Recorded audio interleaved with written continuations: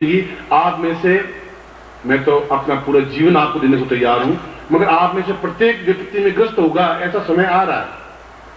उनको कौन संभालेगा, कौन समझाएगा आपको? कोई समस्या ऐसी आएगी जो आप बिल्कुल मृत्यु के पास खड़े होंगे। आपका मतलब है आप, आपकी पत्नी, आपका बेटे, आपकी बेटियां, आपका परिवार, आपका धन, आपका यश, आपका मान, आपका पद, आपका प्रतिष्ठा, एक सम्मान।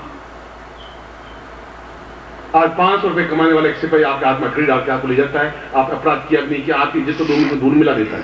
500 रुपए वाला, क्या इज्जत आपके पास क्या रही, क्या ताकत क्या रही, फोर्स क्या रहा, आपकी चिंगारी कहां रही? आपकी इज्जत तो 2 मिनट में उतरी, आपका जीवन समाप्त हो गया। निर्भीकता जो आनी चाहिए, वह निर्भीकता तब आ पाएगी जब आप निश्चिंत हो जाएंगे कि अब मेरे कुछ चिंता तनाव जीवन में, परिवार में आ ही नहीं सकती। आप नहीं, पूरे परिवार में। इज्जत में कोई बट्टा लग नहीं सकता, मृत्यु मेरे पास फटक नहीं सकती, मेरे पास नहीं, मेरे बेटे बेटियों पत्नी के पास भी। अभाव मेरे जीवन में आ नहीं सकता, दरिद्रता मेरे जीवन में नहीं आ सकती। मैं निश्चित होकर विचरण करूं तो कोई मेरा वाहन मेरा बिगाड़ नहीं सकता, मेरे साथ एक्सीडेंट नहीं हो सकता। और जो कुछ गुरु दे रहे हैं उस विद्या को, उस ज्ञान को पूर्ण तक पहुंचा सकूंगा, क्योंकि मैं निश्चिंत हूं, निर्भीक हूं, मेरे पीछे गुरु हैं जिन्होंने मुझे इस योग्य बनाया।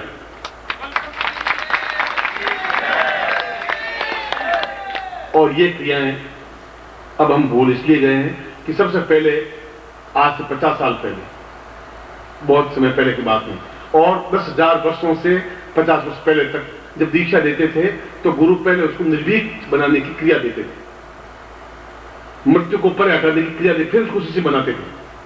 अब हम सीधे शिष्य बना देते हैं। ओम परम नारायण गुरु जो नमः, उस मृत्यु को आप मंत्र जापते रहे। मैं अपनी खुद की आलोचना कर रहा हूं, मगर आप धीरे धीरे जो सिसक रहे हैं, उस आंसुओं को कौन देख पाएगा? कैसे देखेंगे हम? उस वेदना को कैसे समझेंगे?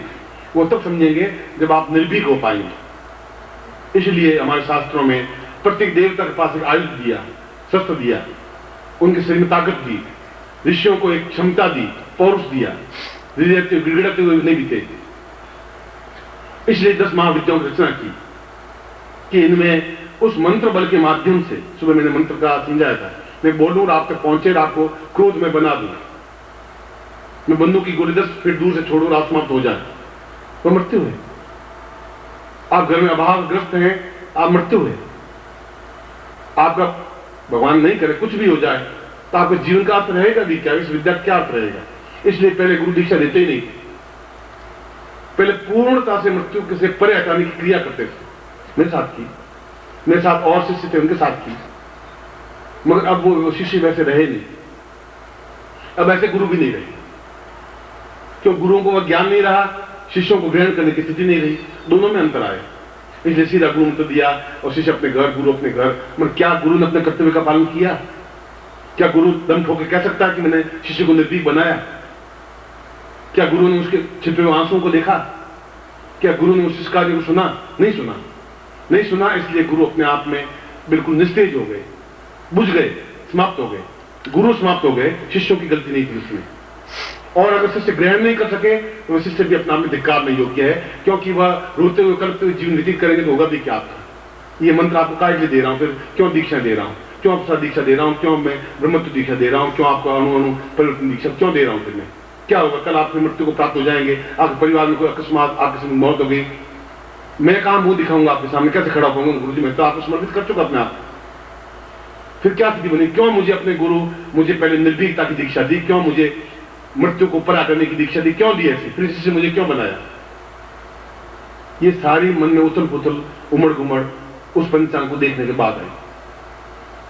और फिर मुझे श्लोक याद आया यमोपनिषद का, चतुर्दश्याम भौमवारेण चतुर्दश्याम ताम कालकृत महावे पूर्णताम मृत्यु इच्छायाम दीवो देवा वदन्यवि। चतुर्दशी हो, भौमवार हो, वो अपने आप में एक योग होता है। आपने कहा देवी के या तो अष्टमी होती है, चतुर्दशी होती है देवी के पूजन के लिए, और मंगलवार अपने आप में पूर्ण यम का प्रतीक होता है। और फिर रात्रि, काल रात्रि है, ये काल रात्रि दिन चल रहे हैं। इन दिनों में ही हम निर्भीक बने, रात्रि को निर्भीक बने। कुछ साधना ऐसी होती है जो रात्रि को ही हो सकती है। मैं भी बैठा बैठा 15 मिनट यहाँ ये सोच रहा था कि अब इनको विश्राम दूं, मैं भी विश्राम करूं। आपसे ज्यादा मुझे विश्राम की इसलिए जरूरत है कि घंटे भर बाद मुझे वापस 5-6 घंटों के साथ में उठना पड़ेगा, फिर दिन भर आपके सामने खड़ा होना पड़ेगा। शायद नींद 15 मिनट या 20 मिनट ले पाऊंगा कि नहीं ले पाऊंगा। निश्चय ये किया था, मगर फिर उस श्लोक मेरे मानस में आया कि अभी तुमने पंचांग देखा है, तुमने इनकी शिष्कार्य सुनी नहीं, इनका अंदर की वेदना नहीं सुनी, ऊपर से तुमने कहा वो मुस्कुरा दिए, जय गुरुदेव की जय, दोनों हाथ उठा के जय गुरुदेव बोल दिए। क्या तुमने उनको समझा? क्या उनको आपने मृत्यु से परे हटाया? आपने ये जो तुम देख रहे हो अष्टग्रही योग, इनसे कौन हटाएगा उनको? हो सकता है कल नहीं मिल पाएंगे, हो सकता है कि शरीर नहीं आ पाए, हो सकता है 6 महीने आप नहीं मिल पाए, और 6 महीने में न मालूम क्या क्या घटनाएं घट जाएंगी। क्योंकि उतना संगीत मैं भी हूं जितने आप हैं। आप संगीत हैं नहीं, मगर मैं आपको लेकर के इसलिए सशंकित हूं कि आपको मैं हर हालत में जीवित और पौरुषवान देखना चाहता हूं, इसलिए सशंकित हर क्षण। जब आप शब्द बोल रहा हूं तो आप व्यक्तिगत नहीं, आप, आपकी पत्नी, आपके पुत्र, आपकी पुत्रियां, आपका घर, आपका परिवार, आपकी संपन्नता, आपकी श्रेष्ठता, ये सब कुछ मिलकर के आप बन रहे हैं, केवल आप इंडिविजुअल नहीं बन रहे हैं। और समय ऐसा बिल्कुल आंखों के सामने क्लियर है, आपको देख पाएंगे अपने गांव को, अपने शहर को, अपने देश को, आपको देख लेंगे। आज की घटना, आज की बात आपको याद रहेगी। गुरुदेव ने पहले 6 महीने पहले बता दिया था कि इस समय ऐसा आने वाला है। और आप पड़ोस में 100 घर होंगे तो 95 घर देख लेना कि किस प्रकार से वेदनाओं रोते हुए बीत रहे हैं, देख लेना।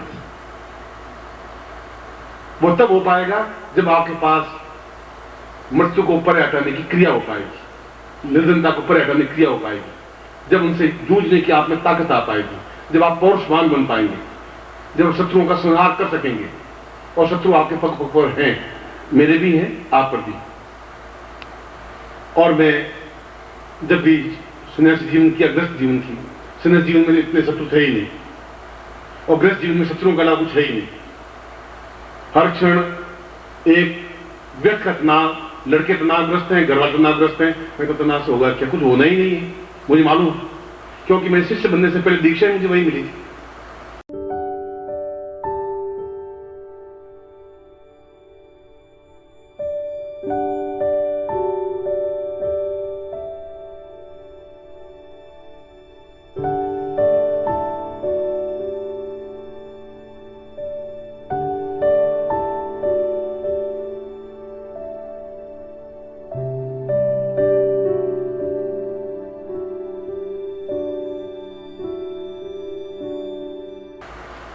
वही चीज क्रिया मुझे मिली थी, इसलिए मैं तनावग्रस्त हूं ना। कभी जिंदगी में दुखी होता हूं, मैं तनावग्रस्त होता हूं।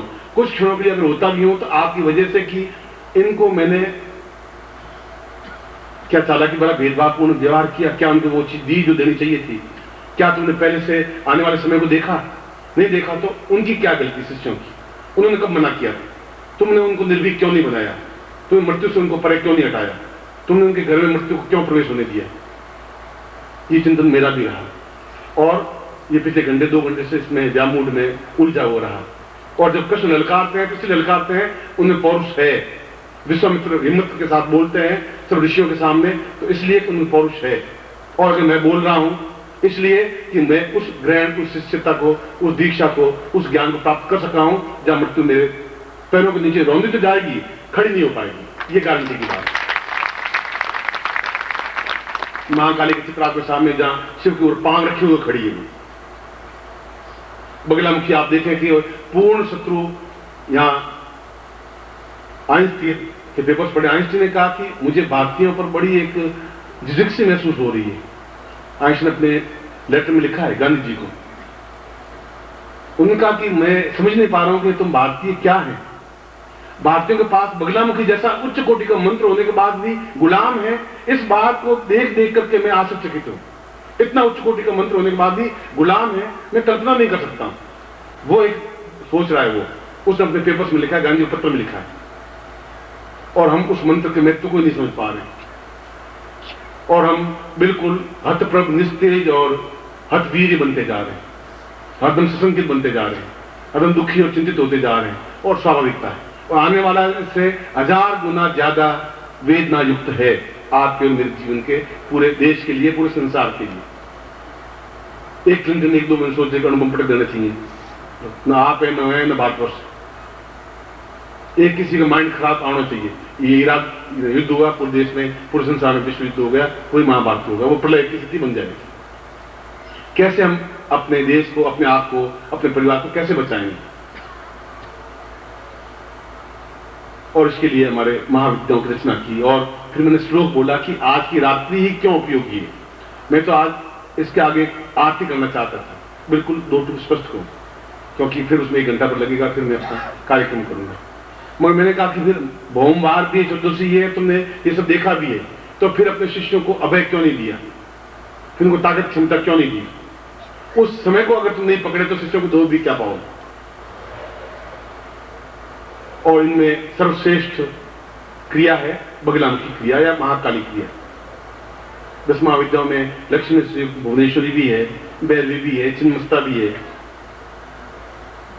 महाकाली भी है, बगलामुखी भी है। बगलामुखी का मतलब है मूल अर्थ वल्गामुखी, वल्गामुखी लगाम।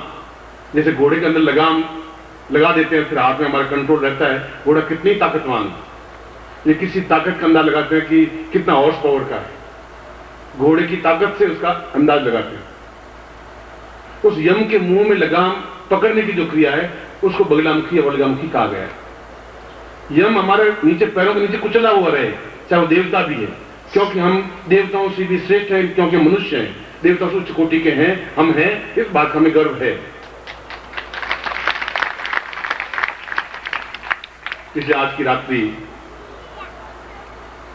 कल ये दीक्षा नहीं हो पाएगी, संभव नहीं है, कल दूसरे प्रकार की दीक्षा हो पाएंगी। और अष्टग्रही योग और ये चीज, ये जो समय महाकाल समय है, वो महाकाल समय है। इसमें भजन मैंने इसलिए रुकवाया इनका कि उस समय को मैं खोना नहीं चाहता था।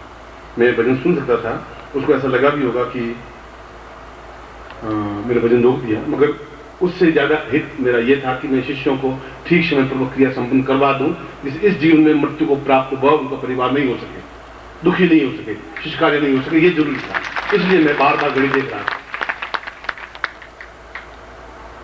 और ठीक 11:15 बजे मैं इस क्रिया को प्रारंभ करूंगा। इसमें 10:30 बजे आसपास है और 11:15 से लगा के 12:15 तक का वो समय है, या 12:35 तक का समय है, जिसको पूर्ण काल रात्रि कहा गया है। और काल रात्रि का मतलब है काल पर विजय प्राप्त करने की क्रिया, मृत्यु पर पूर्ण विजय होने क्रिया। और मृत्यु का मतलब मैंने आपको समझा दिया है, अभाव, दरिद्रता, गरीबी, निर्धनता, मृत्यु और जीवन की न्यूनताएं और वृद्धावस्था और बुढ़ापा, ये सब कुछ अपने आप में मृत्यु है। क्षण क्षण, एक एक क्षण हम मृत्यु को सरक रहे हैं, हर क्षण आतंकित हैं, तनाव युक्त हैं, चिंतातुर हैं। आप छाती पे हाथ रखे सोचिए आंख बंद करके, क्या तनावग्रस्त नहीं है, आप चिंता युक्त नहीं है। यहां बैठे हुए भी हर क्षण एकदम 2 दिन टेलीफोन नहीं आता तो सोचने लग जाते क्या हो गया, क्यों टेलीफोन नहीं आया, क्या हुआ। पत्नी, पति, बेटे, बेटियां सब कुछ एक तनाव में जी रहे हैं। और मैं आपको नहीं, आपके पूरे परिवार को इस तनाव से, मृत्यु से दूर धकेल के ले जाना चाहता हूं। ये मेरी जीवन की इच्छा है। बस जो है उनको धकेलूं पहले, वह आवश्यक है। मैं अपने आप में खड़ा हो जाऊंगा, बहुत बड़ी क्रिया नहीं होगी। मोर पंखों से अच्छा लगता है, पंख नहीं होंगे तो मोर क्या सुंदर लगेगा। शिष्य नहीं होंगे तो मैं गुरु बनूंगा भी क्या, फिर बेकार, मेरा गुरु बनना भी बेकार होगा अगर मैं आपको ज्ञान नहीं दे पाया। इसलिए मैं आपको महाकाल युक्त बगलामुखी दीक्षा दूंगा। आपको जो लेनी हो, जिनको लेनी हो वो ले, आपके ऊपर कोई ऐसा प्रतिबंध नहीं है। इस दीक्षा के लिए प्रतिबंध लगाना भी नहीं चाहता हूं, क्योंकि अपने आप में कठिन दीक्षा है। इस दीक्षा को मैं खुद दूंगा, दूसरे दे भी नहीं पाएंगे, न कैलाश दे पाएगा न अरविंद दे पाएगा। इस क्रिया को मैं ही दे पाऊंगा। इसलिए इस महाविद्या को अपने आप में सिद्ध करना और महाकाल को सिद्ध करना इतना एक आसान नहीं होता कि उनके जीवन से मृत्यु को हटा दे। ये सामान्य क्रिया नहीं हो सकती। ऐसे बहुत कम उदाहरण हैं और मैं से बहुत अधिक उदाहरण पैदा कर देना चाहता हूं। आने वाले समय में इन सारे लोगों को खड़ा कर देना चाहता हूं कि इनके ऊपर मृत्यु हावी नहीं हो सकेगी। ये गारंटी, चैलेंज है, ये सर्टिफिकेट है मेरी तरफ से। आपको समझेंगे कि बहुत बड़ी बात है। इसलिए मैं आपको केवल 40 मिनट दे रहा हूं। 40 मिनट में आप जो भी वापस आ जाएं, आते ही लाइन लगा दें। न मैं प्रवचन करूंगा, सीधी मैं खुद दीक्षा दूंगा। उसके बाद हम रात में विश्राम करेंगे, फिर कल शुरू मिलेंगे। मैं आपको एक बार से आपको आशीर्वाद देता हूं और आपको कल्याण करूंगा।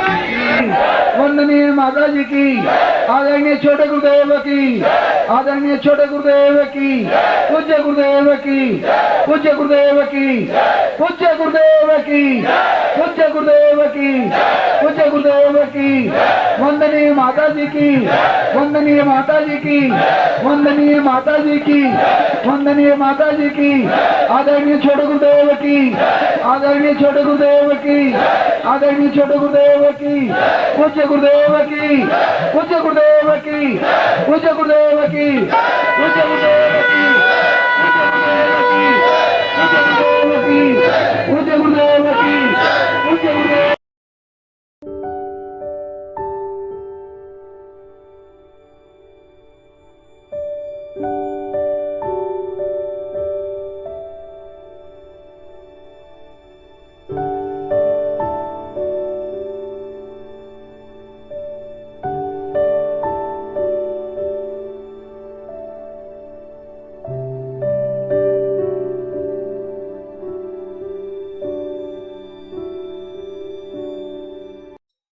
ओम परम तत्वाय नारायणाय गुरुभ्यो नमः।